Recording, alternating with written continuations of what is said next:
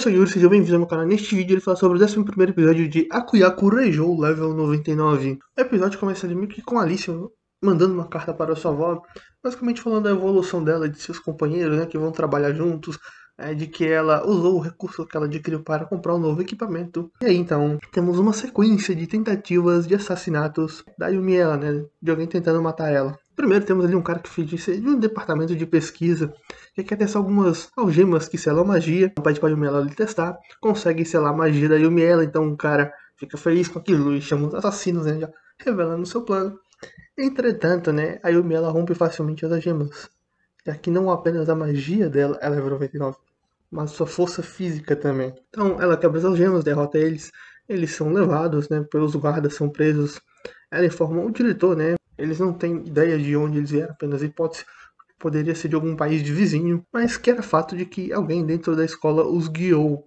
Ou seja, dentro da escola havia um infiltrado. Pela noite temos uma outra tentativa, um cara invade o quarto dela e tenta esfaqueá-la, mas a Yumi é tão resistente que a faca que fica torta. Durante o dia, conversando com o Patrick sobre o ocorrido, ela fala que seria bom ficar longe dela por conta de todos os ocorridos, mas ele se incomoda por ela estar bem de boa com aquilo, afinal alguém tentou matar ela. Então ela fica pensando um pouco naquilo, realmente ela se sentiu magoada por alguém querer matar ela, mas ela pensa que aquilo é igual lutar com monstros, né? Tipo, matar ou morrer.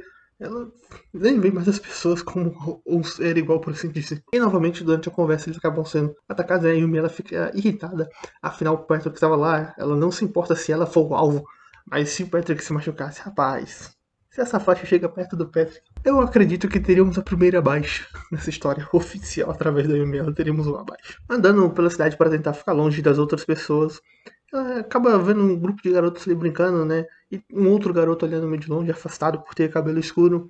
Ela se aproxima e conversa com ele e pergunta por que tá acontecendo. Ele fala, tem um cabelo escuro, então provavelmente vou ser rejeitado e tudo mais. Então ela fala da experiência dela, que no início ela também era evitada, mas que pouco a pouco as outras pessoas foram se aproximando dela. Ela disse que, e formou até amigos, né? Ela disse que esse processo de amizade poderia ter sido mais rápido, né? Se ela também tivesse tentado se aproximar das outras pessoas, meio que dando um empurrão ali pro garoto, vai lá, tenta lá conversar com eles, quem sabe vocês não podem criar alguma amizade. Apesar da cor do cabelo, né, ter todo um preconceito. Ela pensar nisso, pô, no começo o povo pensava que eu era demônio por conta do cabelo, mas depois começaram a ter só por conta da minha força, e não do cabelo. Todo o preconceito ali que ela passou e ainda passa. Em meio a essa conversa com o garoto, né, surgiu um grupo lá de caras que estavam procurando por ela.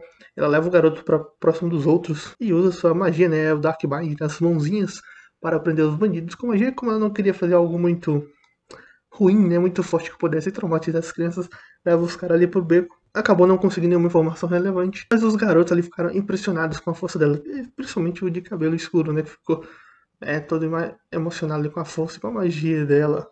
Olha só, alguém não ficou assustado com as mãozinhas negras. Aproveitar que são crianças puras, né, que ainda não tem o preconceito de seus familiares ou do ambiente que vive enraizado neles. Depois de ir em seu quarto, ela percebe que o chá tá diferente, né? Pergunta lá pra Rita se ela usa a mesma folha de chá de sempre.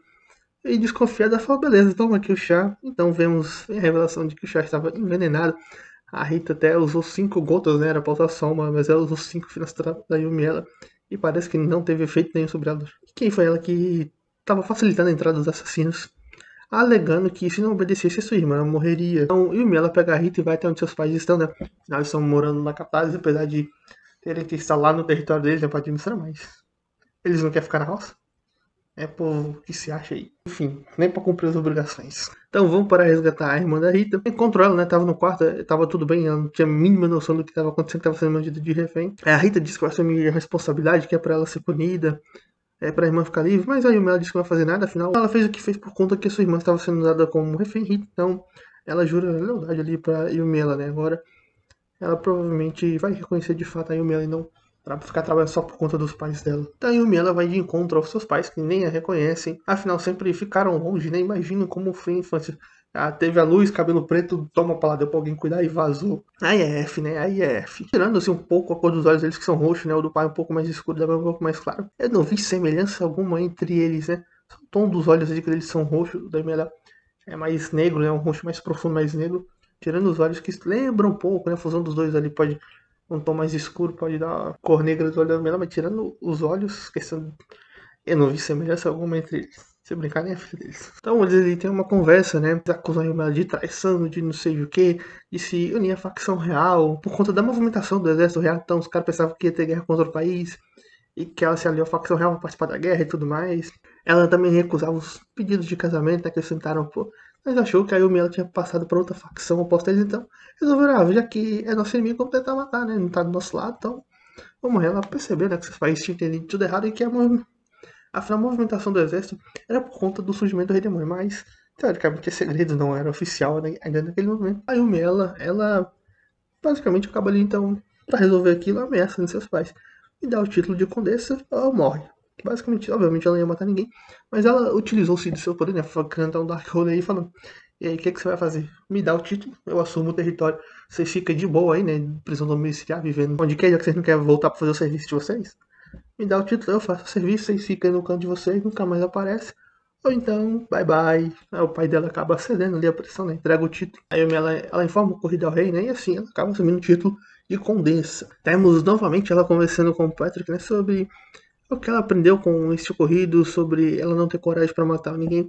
Isso faz pensar que ela é humana, apesar de toda a força, né? Que ela atingiu o ápice da força. E que ela tinha um receio de ter perdido a humanidade por conta disso, do seu poder. O que é bem comum em obras, né? A pessoa adquire grande poder e acaba perdendo sua humanidade, suas características. O Patrick diz que sempre viu mais humanidade nela do que em qualquer outra pessoa. Eles também falam sobre ela virar condessa, né? Sobre a responsabilidade daquilo.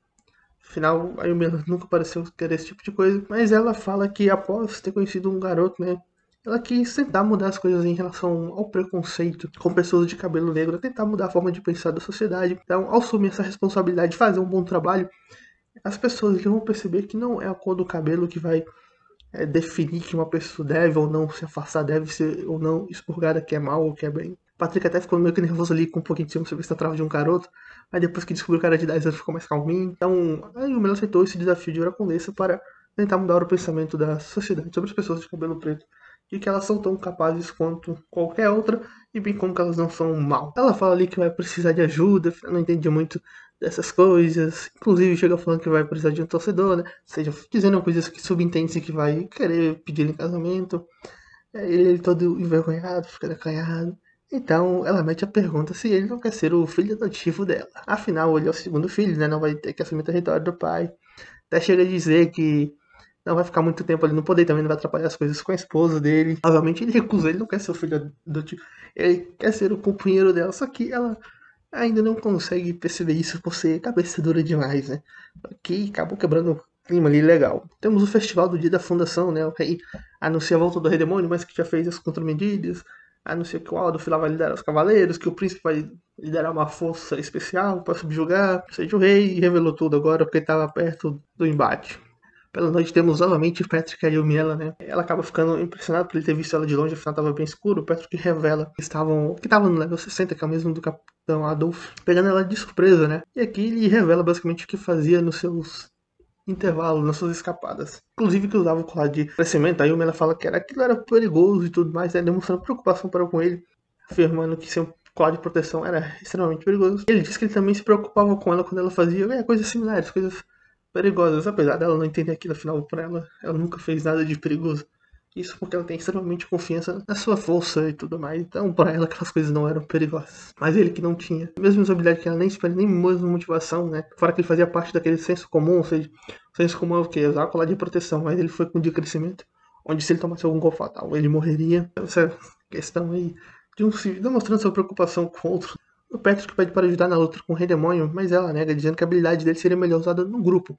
Para liderar ali um exército, um pelotão. Ou seja, lutar contra o exército do Rei Demônio seria melhor do que ele lutar contra o Rei Demônio, por assim dizer, por conta das habilidades dele. Eles têm ali uma conversa mais descontraída, né, sobre o Herói Santa, que é o título que um casal recebe ao derrotar o Rei Demônio. Ela tá brincando sobre de criar um país, ele diz que ajudaria se ela quisesse virar rainha. Ela fala que, claro que não quer essa responsabilidade. Então, depois dessa conversa descontraída, a Yumi ela pergunta o porquê da pressa dele pra subir de level, se tinha a ver com o Rei Demônio ou algo do tipo. Então, ele se lembra lá do baile, onde ela rejeitou o cara na dança, que só aceitaria alguém forte. Ela disse que falou aquilo só para rejeitar ele mesmo.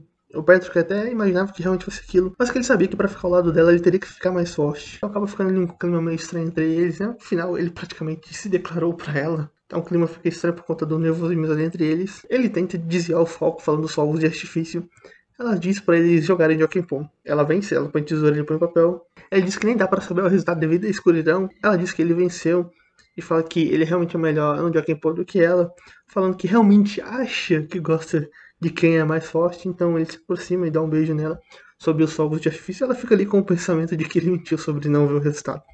Afinal, se ele viu ela de longeão, no escuro, pô, ali tava pertinho. Você não vai ver, você tinha visto a uma distância muito maior no escuro. Aí, por mais que tivesse ficado mais escuro, você não conseguiu ver o resultado? Então, acho que ele mentiu. Né? Fica se perguntando se ele mentiu ou não. Começa o novo ano escolar, bem como a invasão do exército do Rei Demônio. Vários alunos se alistam ao exército, afinal tinha um nível bem alto. Certamente influência da Yumi ela ia da sua falta. Eleonora acabou ficando para trás por ter notas ruins em magia. E o grupo de subjugação do Rei Demônio, composto pelos protagonistas e a Yumi ela partem para a base do Rei Demônio. E foi isso que aconteceu nesse 11º episódio. Tivemos várias tentativas de assassinato para com a Yumi ela. O Patrick se declarando para ela, mesmo o início de uma relação entre os dois não ficou bem claro ali, mas certamente foi o início da relação entre eles, né? Depois dessa declaração, é um quanto diferente, né? Meio falou, mas não falou, enfim. Agora ambos sabem os sentimentos um do outro praticamente, né? Que ela também gosta dele, apesar dela não expressar tanto isso. Vamos no início do relacionamento deles, tentativas de assassinato. A Yumi ela ganhou o título de condessa e agora partiu para cima do Rei Demônio para lidar com ele. No próximo episódio, certamente teremos a batalha ali contra o Rei Demônio, onde certamente, se depender se a Yumi ela vai pra vala facinho. Enfim, me digam o que acharam desse episódio. Se gostou do vídeo, dá like. Se não gostou, dá dislike. Tchau e até a próxima.